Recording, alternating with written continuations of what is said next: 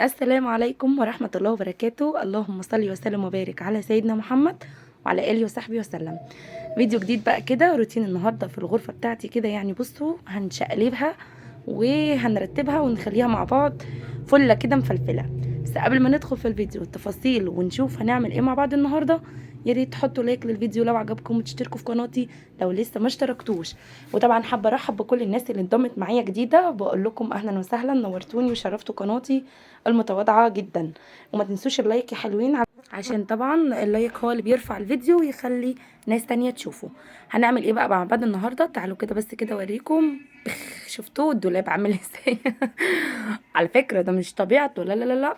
انا بس عندي ضرفه كده اتكسرت، فهي بقى اللي شقلبت كيان الدنيا، خلت هدومي على هدوم سيله كده سايحه على بعضها.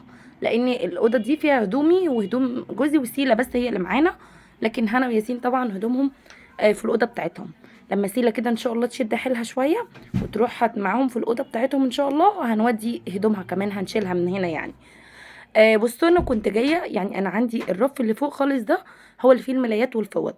فطبعا انا مش بطول وانا واقفه، لازم اطلع على السرير او على كرسي. عندي كرسي بلاستيك كده يعني بستخدمه ان انا اطلع اجيب حاجه من فوق او الكلام ده. المهم كنت جايه اشيل ملايات وطبعا كسلت، وقفت على السرير، رجل كانت على السرير والرجل التانية وقفت على الرف ده. قال يعني انا خفيفه، او قال يعني بقى الرف ايه زان مستورد فهيستحملني يعني.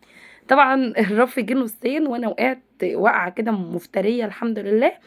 ووديته للنجار بقى ايه صلحولي. وبدات ارص تاني الحاجه. انا هنا بوريكم الاسدال دوت، كنت اشتريته في العيد الصغير وما لبستهوش. وبصراحه بقى قلت خلاص انا هخليه كده ان شاء الله للعيد الكبير على الابواب اهو.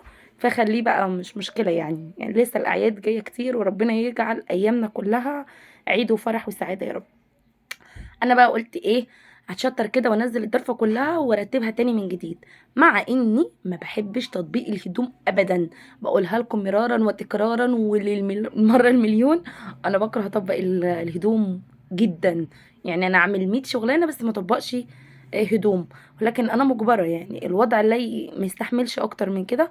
وعلى فكره انا سبته، مش هكذب عليكم، انا سبته يجي اسبوع على على اللي انتوا شايفينه ده، لغايه بقى اما خلاص بقى عارفين اللي هو ايه. مفيش مفر لغايه اما الرف جه، فاجبرت ان انا امسكه رتبه. قعدت بقى كده رتبت شويه وانا واقفه. ما بحبش انزل الهدوم كلها لاني بحس ان الدنيا بتتكركب. فنزلت بس الضرفتين اللي تحت، اما بقى الضرفه اللي فوق بتاعه الفوط والملايات دي وقفت على الكرسي وبرصها كده وانا واقفه. زي ما انتم شايفين هي اصلا متطبقه، بس كمني مش بطولها فساعات كده بحدف وانا واقفه. فتلاقوا الوضع كده بيبقى زي ما انتم شايفين. لكن هي متطبقه يعني ما تاخدش ثواني في ترتيبها. فجبت كرسي بقى كده وقفت عليه. طب قولوا لي كم الاول، وقفت على الكرسي ولا كنتش وصلت للي انا وصلت له؟ وبعدين قلت بقى كده ايه ارتبها. ما خدتش والله ثواني. وما حبيتش اقعد، لان انا لما هقعد بقى الموضوع هياخد معايا وقت وهو اصلا مش مستاهل يعني. بصي، هو طول ما الدولاب رايق الدنيا بتبقى كويسة، يعني بتحسي كده ان الأوضة كلها أصلا رايقة. وانا عامة والله مش بسيبه كده، يعني ممكن يبقى الضرفة اللي في النص دي كلها زي ما انتم شايفين كده ايه، مثلا منكوشة الملاية اللي انا طلعتها دي عشان نفرشها دلوقتي. فباخد مثلا كل يوم رف كده عشان ما ياخدش معايا مثلا 5 دقايق، وعشان انا ما ازهقش. يعني الناس اللي زي كده اللي ما بتحبش تطبق الهدوم وبتزهق منها بسرعة تعمل كده. بعمل كل يوم رف كده، يعني مثلا رف الملايات النهارده، رف الهدوم المره الجايه كده. فاهمين؟ فما ياخدش دقايق ويفضل الدولاب معاكي رايق وزي الفل. دي الملايات الاستك، ما بعرفش او مش ما بعرفش، مهما اني اطبقها ما بتطلعش مظبوطه زي الملايات العاديه.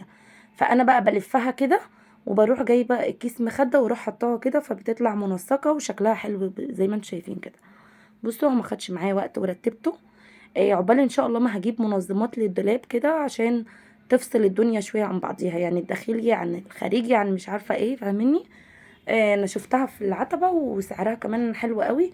لان هنا في المكان اللي انا فيه هي غاليه جدا عن العتبه يعني، فقلت ان شاء الله لما هنزل هروح اشتريهم من هناك. الدولاب خلاص بقى اترتب، والملايه بقى كده نشيلها وننفض بقى كده وش المخده طبعا زي اي ست مصريه تلفي بيه على اوضتك كلها. ايوه احنا هنوسخ حاجه تانية؟ لا طبعا.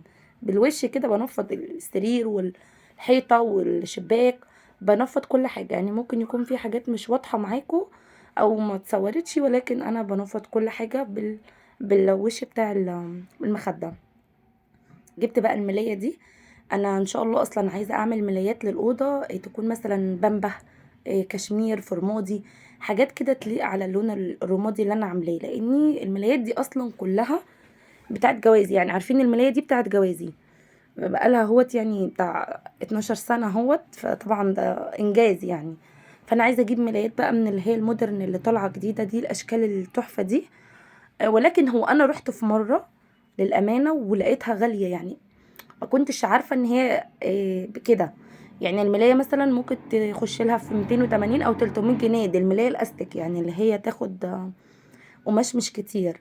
فساعتها قلت انا عشان اعمل طقم ملايه ليا وطقم للولاد اللي هو السريرين عايزه لي بتاع 1000 جنيه، فانا ما كنتش رايحه وعامله حسابي على كده بصراحه. انا كان معايا 500 جنيه وقلت انا هشهيص الدنيا ملايات. فلما رحت كده قلت لا لا لا، نرجع تاني ووقت تاني ان شاء الله اكون عامله حسابي على كده، واروح اعمل ايه، اعمل طقمين مثلا ليا وطقمين للعيال على الاقل.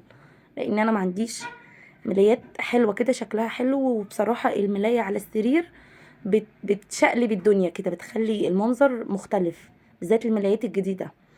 وعايزه اعمل ازاز للكوميدونات دي. انا عملت، كان عندي الازاز بتاع الالمونتاي بتاع اوضه الولاد مكسور، رحت مليته، انتوا مش متخيلين، عملته ب450 جنيه. اقسم بالله اتصدمت صدمه السنين بحل. غالي جدا يعني، حتى الازاز يا جماعه بقى باسعار، يعني عارفين ربنا يرحمنا والله. فلما لقيت الخبطه كده قلت لا استنى شويه وبعد كده اعمل الازاز ده. بس بقى انا ما بحبش امسح بالشرشوبه قد كده، فجبت بقى كده فوطه عندي قديمه يعني، وميه بقى كده وصابون، ميه وشويه اوكسي، بحبه قوي في المسح بيدي ريحه حلوه كده. وقلت بقى ايه، همسح الارض بالبتاع بالفوطه دي، بحس ان انا لا ببقى مرتاحه اكتر من الشرشوبه. انا عايزه اشتري اللي هو الجردل اللي طالع جديد ده، هو مش طالع جديد بس هو بقاله شويه. ان شاء الله برضو شفته في مكان رخيص، اما اروح فيه باذن الله ابقى اجيبه يعني. حاجه حاجه كده، احنا بنجدد حاجه حاجه كده عشان ايه، كده يعني عارفين. خلاص مسحت الاوضه وسبتها كمان كده حوالي نص ساعه بقى تتهوى كده وتنشف، ورشيت معطر طبعا فيها، وفرشت كده السجاد بتاعها، وبقت معانا الاوضه زي الفل. طبعا هي سيله رايحه جايه كده، داخله طالعه، كل شويه اطلعها وفجاه الاقيها داخله ورايا تاني، اطلعها بره وفجاه الاقيها. احنا على الوضع ده كده على طول يعني عارفين. سيله دي ما بتريحش، صح يا ليلى؟ مش انتي ما بتريحيش؟ بتضحك. يعني ده كويس هنا ماسكاها على ما اسجل على الفيديو عشان ما بتسكتش يعني ما شاء الله. بس ده الشكل النهائي كده للغرفه بتاعتنا بعد ما بقت نظيفه وزي الفل. لو عجبكم الفيديو بتاع النهارده متنسوش تحطوا لايك للفيديو. سلام عليكم.